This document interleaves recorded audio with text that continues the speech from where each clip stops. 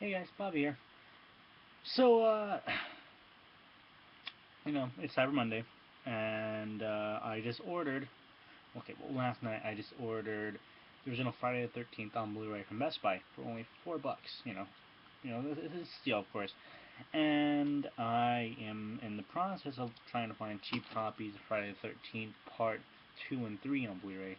For whatever reason, Part 2 seems to be pretty damn expensive, and 3 is pretty affordable. I'll be getting that pretty soon on Blu-ray. But I'm a very impatient person.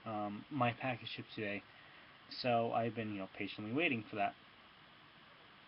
So I decided to watch the original film, Friday Part One, to compare it to the later films. Not later films. Oh my god! To compare it to the Blu-ray transfer. I wanted to see if this is a good Blu-ray. I've heard really good things about it, but I want to see for myself. But then I started watching part two, and then part three, and then part four, and then so on and so forth up until the remake. So I own all the films except for the remake. I had to borrow that from a friend, and these two convenient boxes. You all probably know the from Camp Crystal Lake to Manhattan box set. I got this for my birthday a couple years ago, like I think when I turned 13. This was my introduction to the Friday franchise, and if you know me pretty damn well, you know that Friday the 13th is my all-time favorite horror franchise. I have the action figures, I have T-shirts, I have posters. Yeah. So I thought I may as well do my top Friday the 13th films. I think there are 13 films. Let me make sure. Part 8, 9, 10, 11. Yeah, there's 12. So, let's get through this. One moment, one moment. Okay. So, my 13th favorite, my least favorite, has to be Friday the 13th Part 8. I know it has some fans, and I know that the budget really kind of muffed up the production of the movie. However, I do feel it's a very slow-paced Friday film, in a series where it's even the first film made back in back in 1980 is a pretty fast-paced film, and this one's just so slow to start. It's just boring. There are a few redeeming factors. The boxing death scene was pretty cool. That always makes me chuckle. But other than that, I just don't like it too much. Um, so let's continue. My 12th favorite probably has to be the remake. Um, I'm not gonna lie, it was a pretty good remake as far as Platinum Dune horror remakes go. So much better than the Nightmare on Elm Street remake. But I do think that the film suffered greatly without the Harry Manfredini theme. Dun dun dun dun dun dun. I can't really do it right now, but yeah, I do think that a main detractor from that movie is the absence of the of a Harry Manfredini theme, even though it's I think it's an '09 production, and the theme is pretty damn '80s, but still, come on, you have to have it. Um, let's see. But some positives. I do like how they made Jason in that movie. I do like the fact that he became more like the third and fourth films Jason's. Where he wasn't a zombie. Don't get me wrong, I do love zombie Jason. However, I do like the way they portrayed him in this one. He's kind of a rough action figure. What he looks like. Excuse me. He was a hunter, very, very methodical, very cool. I like seeing him in that a lot. The first half of the film, those teenagers, I do agree with a lot of people that I do think that the group of teenagers you meet in the middle of the film should have been replaced with the teenagers you meet in the beginning. I don't know why. I just like the middle guys better, even though they're all potheads. Sex starved teenagers. Yeah, pretty good movie. As far as horror remakes go, not even the best horror film ever made, but yeah, good enough. So, what was it? One of my number 11. Number 11 has to be Jason X. Um, I do really appreciate the fact that they try to do something different. And, that's a very ballsy move, especially for a horror franchise as cliche, let's admit these movies are pretty cliche, as Friday the 13th. So, seeing Jason in space, cyborgs, spaceships and shit, that's really cool to see. But again, this one has the same problem as the remake. It suffers really horribly from the absence of the Harry Manfredini score. The score that the film does have is just god awful. It's just so damn stereotypical for. I think what is this, a 2001 production? I think 2000, no, 2002. It looks like. Yeah. Uh, Very disappointing. But again, there are some really cool positives to this movie. I do enjoy some of the kills. The infamous,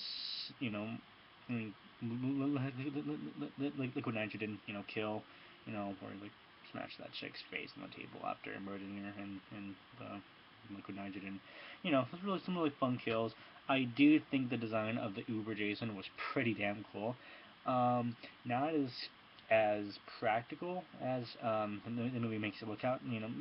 Makes it look makes it look like it would be, but still, it was still pretty cool. I do like the cyborg character. I don't know why. I always hear, I just always get a kick from seeing her beat up Jason as a cyborg lady. Okay, so the number 10, right? Number 10. My 10th favorite has to be Friday the 13th Part 3. I have seen the 3D version of this film. I do enjoy the 3D on this film. However, I this film just cannot ride on that one gimmick.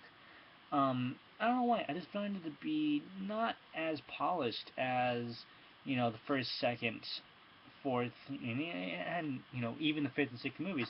It just seems kind of hokey. Um, I don't know. I can't really explain why I don't like part three as much as some of the others. Um, yeah, you know, the score is great. That opening song is so goddamn 80s. I just love it. I love it. But yeah, I just don't know what it is about part three that bugs the hell out of me. We'll just leave it at that. My ninth favorite, Prez. Ninth, right? Let's recount this. I'm sorry, guys. Make sure. So it was 8 remake Jason X, ninth, and then I'm in the 8th. God, I don't even know. So my 8th favorite has to be Friday 7: The New Blood. Um, yeah, it's a fun movie. It's a fun movie, but I think if you're not watching the unrated version, I had to download the unrated version on the internet. Do not follow my example. These people do deserve money in these films. I only own the cut version, and it does suffer from that. A lot of the kills have been cut down, pretty dramatically. Um, the I don't know. The kills aren't as satisfying, but I do really like the addition of I think her name was Tina. Yeah, no, Tina, the psychic chick. She's a pretty cool character in this film, especially seeing her beat the hell out of Jason. Even if the resurrection scene is preposterous as hell, I don't know how the hell psychic powers can revive someone. I don't know how the hell her dad came back to life, and I don't know. The ending, the resurrection scene, and the demise of Jason are stupid as hell. But other than that, it's a pretty enjoyable movie. Although I do not like the makeup too much. I do love Canby makeup. They are fantastic makeup effects crews, especially in the 80s. But I don't know. I just do not like the makeup in Part 7. But other than that, still an enjoyable Friday film. So number 7 would have to be, number 7, number 7, yeah, yeah, number 7 would have to be Freddy vs. Jason. You know what, this one would be lower on the list if it wasn't for the final scene. The final scene is this glorious, glorious, glorious final scene. I love the final scene so much. But, yeah, a lot of people do like to say that this is basically a Nightmare on Elm Street movie with Jason thrown in the mix. You know, obviously, it's, you know, Freddy comes first in the title. But yeah, that's really the main problem with this movie. It is a Nightmare on Elm Street movie with Jason and you know, thrown in inside it. I just don't like the casting in this movie. They're all, okay, they're supposed to be teenagers in this movie, right? They all look like they could probably be my older sister, and she's 28. I hate when movies do that so much. I hate when they cast older people to be teenagers. It just it doesn't get me, you know, sucked in, you know, into the movie. But everything else is really cool. I loved seeing Jason in this one. I am a Kane Hodder Jason fan, but I do love, what's his name? Let's see. I think his name is like Ken something. It's not in the box, sadly, but oh, you know, it is Ken Kersinger. I do like him as Jason. He's a bit too tall for me, but other than that, he played a fine Jason. And the ending battle scene was enjoyable as hell. It was basically a goddamn Looney Tunes cartoon, but that's why it's fun. Let's do another recap so I can remember what order I put these movies in. I'm sorry, guys. I'm not. My memory isn't what it could be. So my least favorite was, what was that? My least favorite, okay, was 8. Okay, then the remake. Then Jason X. Then Friday 3 and Friday 7. So what? We're on the 7th? What? 7th? Okay, then now we're on the 6th. Okay. This probably gonna be turned into a 2-part video. I'm sorry about that, guys. So my 6th favorite has to, let's see, my 6th favorite. It's kind of a tough one, actually, to be honest with you guys. Yeah, no, I know what the 6th favorite is. Final Chapter. I do think its Final Chapter is a better movie than Part 3. Jason in that movie, the makeup done by Tom Savini was great. I do love that they went back to the original design of Jason from the first movie, you know, when he pops out of the lake as a boy. I do love Corey Feldman in this movie as Tommy Jarvis. Some people do not like the character Tommy Jarvis for whatever reason. I do like him a lot, though. This was his introduction. I love him in this one. You know, some of the gore effects are pretty cool. I do like the relationship of Tommy Jarvis and his sister. Pretty cool sister. You know, sister-brother relationship there going on. Other than that, you know, it's your straightforward Friday film, and that's why I like it. It doesn't stray too much away from the formula, but it just, you know, adds, you know, some enough stuff basically. You know, one of my favorite scenes has to be, oh, what the hell is his face? The guy who appeared in the Wizard of Gore remake. I can't remember what his name is. But he's dancing, you know, so that's always memorable. You know, everyone loves that dancing. I'd love it too. So,